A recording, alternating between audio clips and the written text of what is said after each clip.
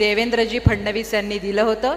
सत्तेवर आल्यापासून मुख्यमंत्री देवेंद्र फडणवीस यांनी सहकारातील अपप्रवृत्ती दूर करण्यावर भर दिला आहे। स्वतःची एकही सहकारी संस्था नसताना शांतपणे सहकारी संस्थांमधील भ्रष्टाचाराचे अचूक ऑपरेशन करणारे आपले लाडके देवाभाऊ मी आमंत्रित करते, त्यांनी आपलं मनोगत व्यक्त करावं।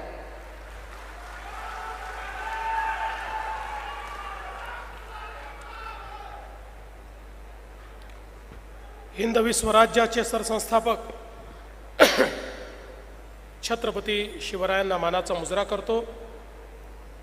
भारतीय राज्यघटनेचे शिल्पकार भारतरत्न डॉक्टर बाबासाहेब आंबेडकर यांना मानवंदना अर्पित करतो। सहकार महर्षी शंकरराव कोल्हे सहकारी साखर कारखान्याच्या आणि संजीवनी ग्रुपच्या कॉम्प्रेस्ड बायोगॅस CNG आणि स्प्रे ड्रायर पोटॅश ग्रॅन्युअल प्रकल्पाच्या उद्घाटन प्रसंगी मंचावर उपस्थित असलेले भारत सरकारचे कर्तव्यदक्ष आणि कर्मठ गृहमंत्री आणि या देशाचे पहिले सहकार विभागाचे केंद्रीय मंत्री आदरणीय अमितभाई शहासाहेब, आमचे सहकारी राज्याचे लोकप्रिय उपमुख्यमंत्री एकनाथराव शिंदेजी, अजितदादा पवारजी, केंद्रीय राज्यमंत्री मुरली अण्णा मोहोळजी, आमचे सहकारी मंत्री गिरीश महाजनजी, राधाकृष्ण विखे पाटीलजी, आमदार आशुतोष काळेजी, या ठिकाणी संजीवनी ग्रुपमध्ये काम करणाऱ्या आमच्या माजी आमदार आणि आमच्या सहकारी स्नेहलताताई कोल्हे, बिपिनदादा कोल्हे, आणि ज्यांनी हा अतिशय सुंदर अशा प्रकारचा आधुनिक प्रकल्प उभा केला, ते आपल्या या कारखान्याचे अध्यक्ष आणि युवा नेते विवेक भैया कोल्हे, मंचावरील सर्व मान्यवर आणि उपस्थित सर्व भगिनी आणि बंधूंनो, आजचा दिवस हा अतिशय ऐतिहासिक दिवस आहे। ऐतिहासिक याकरता की सहकार क्षेत्रातला पहिला कॉम्प्रेस्ड बायोगॅस किंवा CNGचा प्रकल्प हा आज या ठिकाणी विवेक भैयांच्या पुढाकारामुळे आपल्या स्वर्गीय शंकरराव कोल्हे सहकार महर्षी या साखर कारखान्याच्या माध्यमातून आणि संजीवनी ग्रुपच्या माध्यमातून आपल्या कोपरगावमध्ये तयार होतोय। हे ऐतिहासिक याकरता देखील आहे की देशाचे प्रधानमंत्री माननीय नरेंद्र मोदीजींनी शेतकरी हा केवळ शेतकरी नको, तर तो अन्नदाता सोबत ऊर्जादाता झाला पाहिजे अशा प्रकारचा विचार मांडला। आणि त्यातून केंद्र सरकारने मोदीजींच्या नेतृत्वात आणि सहकार विभागाने अमितभाई शहासाहेबांच्या नेतृत्वात मोठ्या प्रमाणावर वेगवेगळ्या योजना आणल्या, त्या योजनांकरता निधी उपलब्ध करून दिला आणि साखर कारखानदारी जिवंतही राहिली पाहिजे आणि त्याच्यामध्ये सर्क्युलर इकॉनॉमी तयार झाली पाहिजे अशा प्रकारचा विचार हा रुजवण्याचं काम हे सहकार क्षेत्रामध्ये केलं। आपल्याला कल्पना आहे, इथेनॉल सारखी एक क्रांती या देशामध्ये मोदीजींच्या नेतृत्वात आली। इथेनॉलमुळे एकीकडे आपलं परकीय चलन वाचलं, दुसरीकडे आमच्या साखर कारखान्यांना जी काही साखरेच्या किमतीचा चढ उतार असतो, या चढ उताराने येणारं जे नुकसान आहे ते नुकसान भरून काढण्याकरता मोठ्या प्रमाणात मदत देखील मिळाली। आणि केंद्र सरकारच्या ज्या सगळ्या ऑइल कंपनीज आहेत यांनी ॲश्युअर्ड बायर म्हणून, ॲश्युअर्ड खरेदीदार म्हणून त्या ठिकाणी वेगवेगळ्या कारखान्यांची करार केल्यामुळे एक उत्तम निधीचा स्रोत हा कारखान्यांकरता सुरू झाला आणि मोठ्या प्रमाणात शाश्वतता आणण्याचं काम हे या क्षेत्रामध्ये मोदीजींच्या नेतृत्वात झालं। पण याच्याकडे पाहत असताना एका वेगळ्या नजरेने देखील बघितलं पाहिजे। आज आपण बघतोय आपल्या देशासमोर किंवा जगासमोर सगळ्यात मोठा प्रश्न काय आहे? सगळ्यात मोठा प्रश्न आहे वातावरणातल्या बदलाचा. आपण गेले काही महिने अनुभवतोय आपल्या महाराष्ट्रामध्ये यंदा पावसाळा सुरू झाला मे मध्ये, आता ऑक्टोबर महिना सुरू झाला तरीही पाऊस पडतोय. आमचे अनेक सर्कल असे आहेत की ज्या ठिकाणी 7-7 वेळा अतिवृष्टी झाली आणि शेतकऱ्याचं अतोनात नुकसान झालं. केवळ शेतीचा नाश झाला असं नाही, जमीनही खरडून गेली, म्हणजे रबीचं पीक देखील शेतकऱ्याला घेता येणार नाही अशा प्रकारची अवस्था झाली. जी काही सरकारने मदत करायची आहे ती तर आपण करणारच आहोत, पण प्रश्न हा आहे की हे जे वातावरणातल्या बदलाचे परिणाम आहेत, हे परिणाम यापुढे जर असेच सुरू राहिले तर आमच्या शेतकऱ्यांनी नेमकं काय करायचं? आणि मग याच्यावरचा उपाय काय आहे? तर याच्यावरचा उपाय आहे CO2चं, कार्बन डायऑक्साईडचं जे एमिशन आहे हे कमी करणं. या ठिकाणी जे ग्रीन हाऊस गॅसेस तयार होतात हे कमी करणं, हे यातलं सगळ्यात महत्त्वाचं एक काम आहे. आणि आपण जर विचार केला तर सर्वात जास्त हे प्रदूषण पसरवून वातावरणातल्या बदलाला त्या ठिकाणी चालना देणारं काही असेल तर आज आपण जी एनर्जी वापरतो, आपण जे पेट्रोल वापरतो, आपण जे डिझेल वापरतो, कोळशापासून निर्माण होणारी विद्युत जी वापरतो, या सगळ्या गोष्टी एकीकडे आपलं परकीय चलन खर्च करतात आणि दुसरीकडे आपल्यावर, आपल्या कृषीवर या ठिकाणी मोठं संकट आणतात. आणि म्हणून माननीय प्रधानमंत्री मोदीजींनी सांगितलं आपल्याला एनर्जी ट्रान्झिशन करायचं आहे, आपल्याला ऊर्जाच्या स्रोतांमध्ये परिवर्तन करायचं आहे. प्रदूषण करणारे ऊर्जा स्रोत हे हळूहळू कमी करून जे आपले अतिशय नैसर्गिक किंवा अपारंपरिक ऊर्जा स्रोत आहेत त्याला आपल्याला त्या ठिकाणी चालना द्यायची आहे. आपण सोलारचा प्रयोग केला, आज महाराष्ट्र त्यामध्ये पहिल्या क्रमांकावर आहे.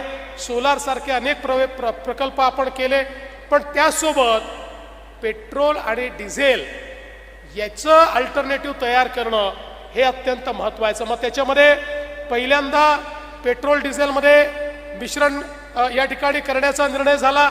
त्या दृष्टीनं आपण आपल्या ऑइल कंपन्यांनी काम चालू केलं.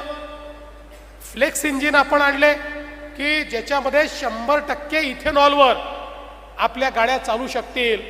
पण त्याच्यात सगळ्यात महत्त्वाचं जर काही परिवर्तन असेल तर ते म्हणजे CBG आहे. हा जो CBGचा प्रकल्प आपण करतोय हा प्रकल्प म्हणजे सर्क्युलर इकॉनॉमीचा प्रकल्प आहे. कारण आपण बघा या ठिकाणी आपण ज्यावेळेस साखर तयार करतो, बाय प्रॉडक्ट्स तयार करतो, त्यावेळी स्पेंट वॉश, प्रेस मड या सगळ्या ज्या गोष्टी आहेत या ऑर्गॅनिक अशा प्रकारची वेस्ट आहे. ही ऑर्गॅनिक वेस्ट ही जमा करून त्याच्यातनं गॅस तयार करायचा. आणि हा तर मल्टीफीड आहे, त्यामुळे याच्यामध्ये त्याच्यासोबत नेपियर ग्रासही आपण करणार आहोत किंवा इतर गोष्टी देखील करू शकणार आहोत. त्यामुळे आपलं आत्तापर्यंतचं जे वेस्टेज होतं या वेस्टेजवर प्रोसेसिंग होणार आहे. त्याच्यामध्ये एनोरोबिक डायजेशनच्या प्रोसेसनी त्या ठिकाणी मिथेन आणि कार्बन डायऑक्साईड तयार होईल आणि मग ते कॉम्प्रेस करून गॅसच्या पद्धतीने ज्यावेळी आपण त्याला कॉम्प्रेस करतो त्यावेळी त्याचं शुद्धीकरण करताना, ते शुद्धीकरण करत असताना त्यातनं जे काही गोष्टी निघतात त्या गोष्टी म्हणजे पोटॅश आहे.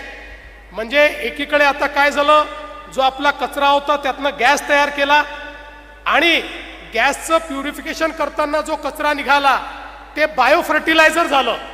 त्याच्या माध्यमातून मोठ्या प्रमाणात आपल्या शेतीमध्ये मदत होईल अशा प्रकारचं बायो फर्टिलायझर हे देखील आपण तयार करतोय. म्हणजे मोठ्या प्रमाणात शेतकऱ्याला तर मदत होतेच आहे, पण काहीही वेस्ट होणार नाही. Nothing is waste, everything is wealth अशा पद्धतीनं हा प्लॅन विवेक भैयांनी या ठिकाणी तयार केलेला आहे.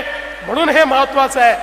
आज तुम्ही बघा 75 या ठिकाणी मेट्रिक टन दर दिवशी आपण गॅस तयार करणार, CBG तयार करणार. याचं जर आपण कन्व्हर्शन केलं तर प्रत्येक दिवशी 1,10,000 लिटर पेट्रोल आपण वाचवणार आहोत. 1,10,000 लिटर पेट्रोल वाचवायचं म्हणजे परकीय चलनही वाचलं आणि पर्यावरणाचा नाश देखील वाचला. म्हणजे कालपर्यंत जे वेस्ट होतं त्यातनं आता देशाच्या अर्थव्यवस्थेला मदत करणार आहोत, शेतकऱ्याच्या अर्थव्यवस्थेला मदत करणार आहोत आणि त्याच्यासोबत हे पोटॅश जे तयार होणार आहे, या पोटॅशमुळे आपल्याला जे काही शेतकऱ्याच्या शेतीमध्ये फर्टिलायझर त्या ठिकाणी आयात करून आणावं लागतं, ते आयातीवर देखील मोठ्या प्रमाणात आपण सबस्टिट्यूट तयार केल्यामुळे त्यातनं आपलं परकीय चलन वाचणार आहे. आपण मोदीजींची दूरदृष्टी बघा की त्यांनी असा निर्णय केला की एकीकडे आपले जे शेतकरी आहेत ते शेतकरीच ऊर्जादाता देखील होतील. म्हणजे शेतकऱ्यांना त्यांच्या शेतीच्या मालाचा भाव हा अधिकचा मिळेल, दुप्पट तिप्पट मिळेल.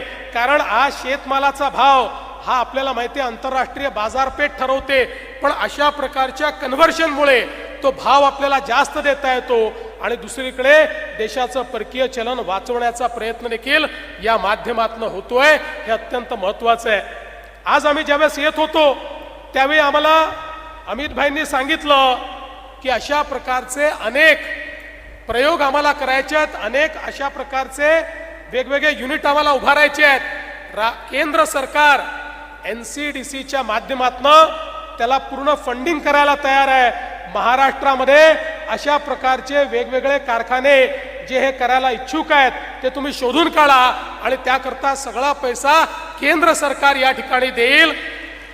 म्हणजे याचा अर्थ असा आहे विवेक भैया, ही जी नवीन क्रांती सुरू होती आहे त्या क्रांतीचे प्रणेते आता तुम्ही झालेले आहात. ही खरोखर मला असं वाटतं एक अत्यंत महत्त्वाची गोष्ट आहे आणि म्हणून एक युवा नेता म्हणून तुमचं मी अतिशय मनापासनं या ठिकाणी अभिनंदन करतो.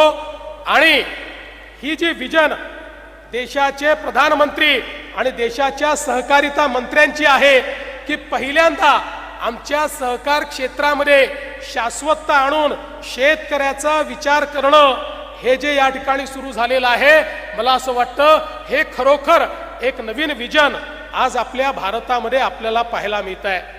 आज हे खरं आहे आपल्या महाराष्ट्रातल्या शेतकऱ्यावर खूप मोठ्या प्रमाणात त्या ठिकाणी संकट आलंय. जवळपास 40% आपली शेती महाराष्ट्रातली त्याच्यावर असलेली पिकं ही पूर्णपणे त्या ठिकाणी नष्ट झाली आहेत, ती वाहून गेली आहेत. पण जसं शिंदे साहेबांनी सांगितलं, अजितदादांनी सांगितलं, राज्याचं सरकार हे शेतकऱ्याच्या पाठीशी भक्कमपणे उभं राहणार आहे. केंद्र सरकार आमच्या पाठीशी आहे, मोदीजी आणि अमित भाई आमच्या पाठीशी आहेत. त्यामुळे निश्चितपणे हे तर खरंच आहे, शेतकऱ्याचं झालेलं सगळं नुकसान हे आपण भरून देऊ शकत नाही.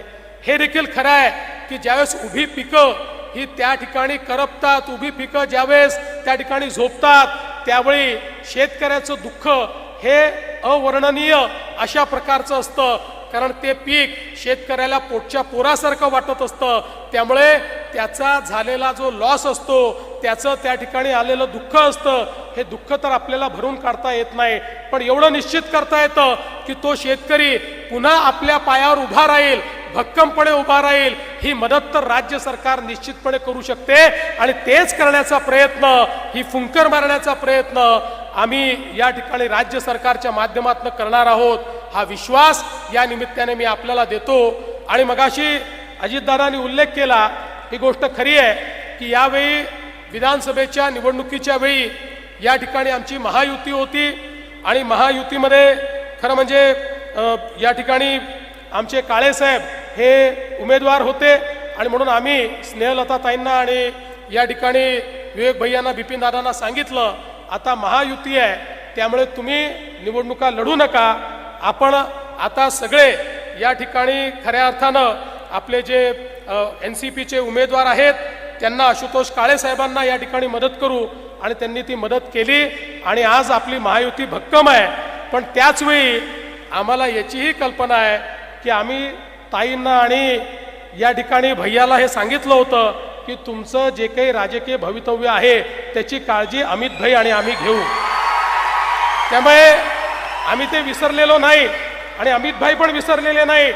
अमित भाईंनी गाडीमध्ये बसला असताना त्याचा उल्लेख केला की विवेक भैया आणि ताई आपल्याला भेटायला आले होते आणि या सगळ्या गोष्टी आपल्याला पुढे करायच्या आहेत. त्यामुळे त्याची काळजी करू नका. तुमचं सगळं राजकीय भविष्य उत्तम होईल. पण आता एक उत्तम काम तुम्ही केलेलं आहे. हे काम अजून मोठं कसं करता येईल, हे काम इतरांनाही कसं मदत करता येईल, याचा प्रयत्न हा तुम्ही करावा, अशा प्रकारची तुम्हाला विनंती करतो. पुन्हा एकदा अतिशय मनापासनं शेतकऱ्यांच्या जीवनात आधुनिकता आणण्याचं काम तुम्ही केलेलं आहे. खरं म्हणजे नातवानी आजोबासारखं काम केलेलं आहे असं मी म्हणेन. कारण शंकरराव कोल्हे BSc ॲग्रिकल्चर झाल्यानंतर त्यांना फोर्ड फाउंडेशननी शिष्यवृत्ती दिली. परदेशात जाऊन शिकल्यानंतर त्यांनी स्वित्झर्लंडमध्ये जाऊन त्या ठिकाणी फॅक्टरी टाकली. पण त्यांना आपलं गाव आणि आपले लोक बोलवत होते, त्यांना शेती बोलवत होती.